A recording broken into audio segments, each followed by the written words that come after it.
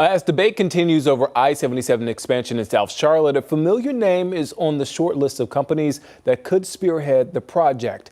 WCNC Charlotte obtaining documents within the last few hours that list 4 project names. One of them is 77 South Link, which is backed by Centra. Now, you may remember Centra led the toll expansion in North Charlotte. We previously reported about Mecklenburg County commissioners having issues with the company's work, including delays and miscommunication. At this point, it's important to remember that this is only one of 4 projects on a short list, and a final decision has not been made. Well, tonight, we're diving deeper into the future of I-77's toll lanes, expected to stretch 11 miles from the I-277 interchange to South Carolina. In recent weeks, the project has faced growing backlash as historic Black communities could be impacted. WCNC Charlotte's Walker Lawson spoke with Charlotte leadership to get you answers tonight. Well, weeks ago, transportation officials announced they had selected what they called the least impactful design, which is an elevated structure placing new lanes above or alongside the existing interstate. Since then, calls to re-examine the project have grown not just from residents, but from inside City Hall. So what can actually be done?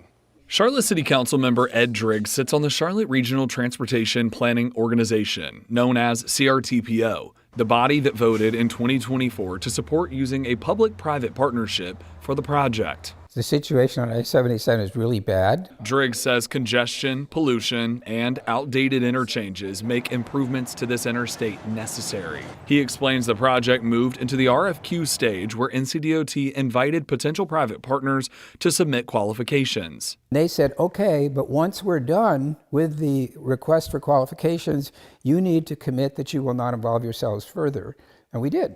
So the period for us to work with them on that request for qualifications ended in August of 2025. After that, drawings of the proposed designs were released, sparking outcry from West Side residents in historically Black communities. So does the city have any leverage? Well, Driggs says Charlotte holds 31 of 74 votes on the CRTPO board. The council can decide to direct the vote of the city or to direct an action of the city representative, that would be me, with the CRTPO.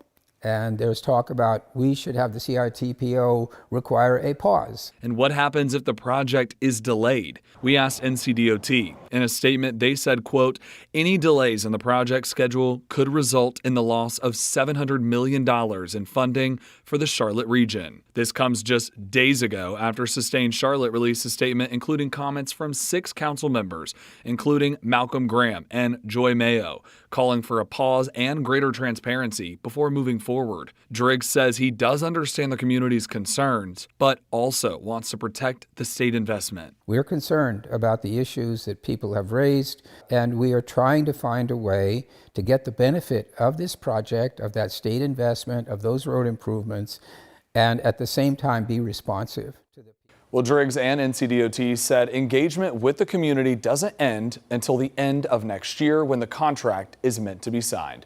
Reporting in studio, Walker Lawson, WCNC Charlotte.